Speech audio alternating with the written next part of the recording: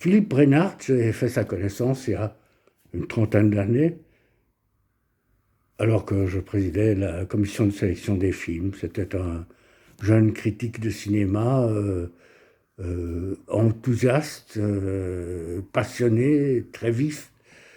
Et il mettait à l'analyse des scénarios ou des projets dont il était le rapporteur beaucoup d'acuité dans son analyse, beaucoup de finesse et surtout beaucoup de compréhension intelligente. C'est-à-dire que contrairement à de nombreux lecteurs qui ont tendance à se substituer aux auteurs, à refaire, à défaire et à refaire le scénario qu'ils n'ont pas été eux capables d'écrire, Philippe se mettait dans la logique des auteurs en cherchant justement à les pousser au maximum de leur potentiel. Et c'est ainsi, je me souviens très bien de la façon dont il a stimulé Alain Berlinard pour son premier film, À vie en rose, où il l'a vraiment encouragé à aller jusqu'au bout de ses intentions par rapport à un sujet qui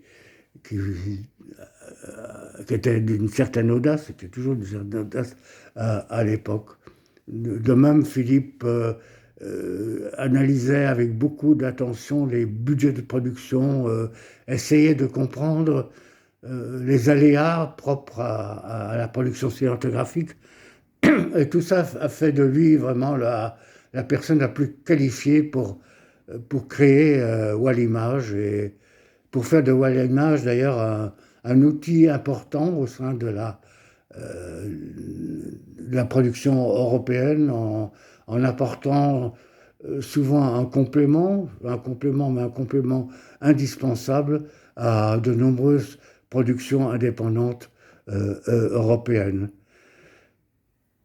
Voilà, d'autres, je n'ai que des souvenirs positifs de ce joyeux luron qui a également égayé les téléspectateurs par ses présentations originales et pourtant chaque fois pleines de pertinence des films et des auteurs à la RTB. Je vais d'ailleurs terminer par un souvenir personnel.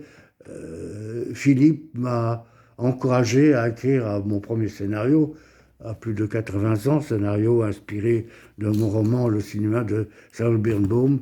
Et je dois dire que Wallimage m'a d'ailleurs a permis de concrétiser ces 2 derniers mois ce projet.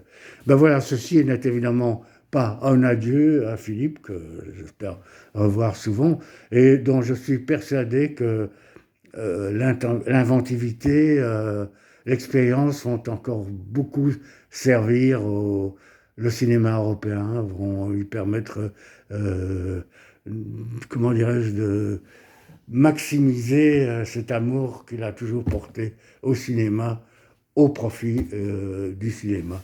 À bientôt, Philippe.